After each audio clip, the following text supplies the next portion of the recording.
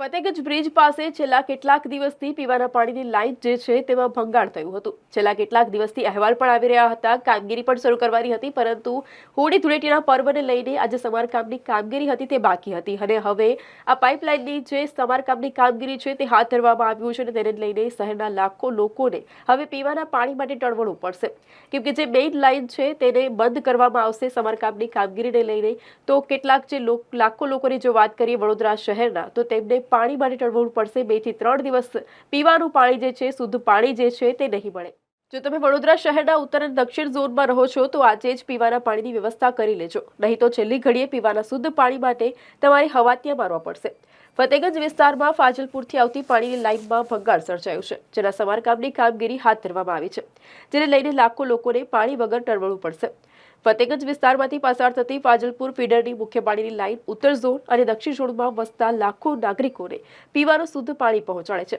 આ મુખ્ય લાઇનમાં ભંગાણ સર્જાતા છેલ્લા 10 દિવસથી પાણીનો વેડફાટ થઈ રહ્યો છે। કોર્પોરેશનના પાણી પુરવઠા વિભાગે હોળી પહેલા ભંગાણનું સમારકામ કર્યું, પણ તેમાં સફળતા મળી રહી, જેના કારણે આજથી ફાજલપુર અને રાયકા દોડકા મુખ્ય ફીડર લાઇન બંધ કરી ભંગાણ પડેલ પાણીની લાઇનનું સમારકામ હાથ ધરવામાં આવશે, જેના કારણે આશરે 5 લાખ લોકો પીવાના શુદ્ધ પાણીથી 2 થી 3 દિવસ સુધી વંચિત રહેવું પડશે। ફતેગંજ બ્રિજ નીચે ફાજલપુરની લાઇનનું લીકેજ રિપેરિંગની કામગીરી શરૂ કરેલ છે।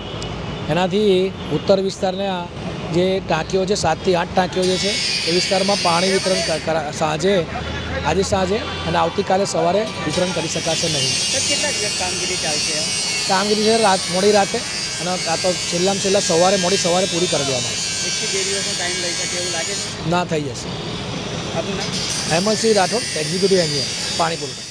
અત્યારે સ્પાર્ક ટુડે ન્યૂઝની ટીમ ફતેગંજ વિસ્તારમાં આવી ગઈ છે અને આપ દ્રશ્યોમાં જોઈ શકો છો કે ગત 10 દિવસ પહેલાં જે અહીંયા પાણીની લાઇનમાં ભંગાણ સર્જાયું હતું, તે ભંગાણ સર્જાવાના કારણે જે ઉત્તર ઝોન અને દક્ષિણ ઝોન વિસ્તારમાં લોકોને શુદ્ધ પીવાનું પાણી નથી મળી રહ્યું હતું, જ્યારે આજે મહાનગરપાલિકા વડોદરા કોર્પોરેશન દ્વારા જેનું સમારકામની કામગીરી હાથ ધરવામાં આવી છે, જે આ કામગીરી 2 થી 3 દિવસ ચાલવાની છે, ત્યારે જે લાખો લોકો છે જે પાણી વગર તેઓને વલખા મારવાનો હજી પણ વારો આવશે, કેમ કે અહીંયા જે કામગીરી આજથી શરૂ થઈ છે અને આ જે શરૂ થયા બાદ 2 થી 3 દિવસ જેટલો સમય લાગશે આ રિપેરિંગ કામગીરી કરવા માટેનો। હાલ જે તમે દ્રશ્યોમાં જોઈ શકો છો તે વડોદરા શહેરના જે ફતેગંજ બ્રિજના નીચે જે 10 દિવસ પહેલાં ભંગાણ સર્જાયું હતું તેની રિપેરિંગની કામગીરી હાથ ધરવામાં આવી છે।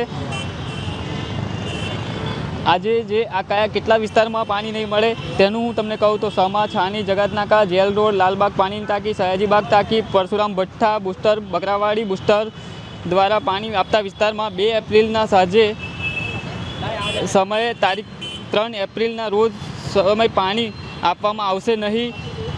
આગામી આ દિવસોમાં જે 2 દિવસ જે કામગીરી ચાલવાની છે, ત્યારે કાળઝાળ ગરમીમાં લોકોને પાણી વગર વલખા મારવાનો હજી પણ વારો રહેશે, કેમ કે જે અહીંયા ફતેગંજ વિસ્તારમાં જે પાણીની ભંગાણ સર્જાયું હતું તેની રિપેરિંગની કામગીરી હાથ ધરવામાં આવી છે। મારા સહયોગી જયરાજ સિંહ સાથે હું રવિ સિંધાસ, સ્પાર્ક ટુડે ન્યૂઝ, વડોદરા।